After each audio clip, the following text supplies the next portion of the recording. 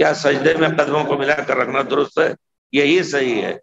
رس کا لفظ آیا ہے کہ پیارے رسول جب سجدے میں جاتے تھے تو آج کل تو اس کی توجہ نہیں دی جاتی ہے، ہم لوگوں کو ہمارے استاد پڑھاتے تھے تو ڈنڈا لے کر کے پڑھاتے تھے، مجھے یاد ہے اچھی طرح، اللہ ان کو جزائے خیر دے۔ ہم لوگ بہت چھوٹے تھے، نماز کے طریقہ کہتے تھے پڑھاؤ تم، سب کو کھڑا کر دیتے، پڑھتے ہاتھ کہاں رکھا، اگر کسی نے ادھر ادھر رکھا، نیچے رکھا یا ذرا سا ایسے رکھا، ٹک سے مارتے تھے پوری صف میں چل کر کے۔ اچھا اب رکوع کرو، وہ صلاۃ اسی طرح پڑھا رہے تھے، اچھا اب رکوع کرو۔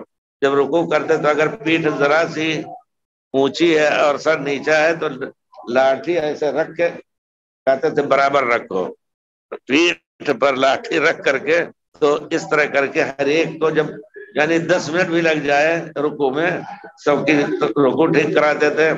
اس کے بعد آپ سجدے میں، حدیث شریف میں ہے کہ سجدہ جب جائیں آپ تو یہ انگلیاں گویا یہ پیر کا جو انگلیوں کے ساتھ تلوا ہے یہ زمین پہ ملے، اس طرح انگلیاں قبلے کی طرف ہوں۔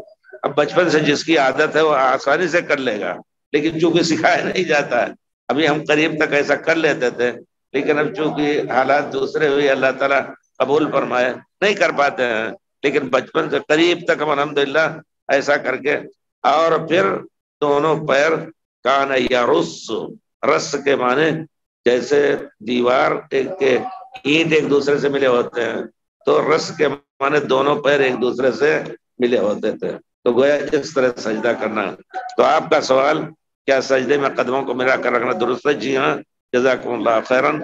ساتھ ساتھ انگلیوں کا بھی خیال رکھیں، اور پھر جب آپ دونوں ایک سجدے سے اٹھیں تو بایاں پیر بچھا کر کے قدم پر بیٹھیں اور داہنا قدم کھڑا رہے بالکل اسی طرح جس طرح سجدے میں آپ نے اس کو زمین پہ ملا کے رکھا تھا۔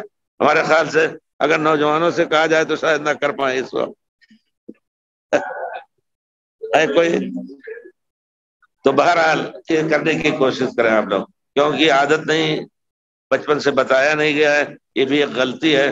تو ہمیں اب چاہیے کہ ہم اپنے طور پر صلاۃ رسول پر عمل کرنے کی کوشش کریں۔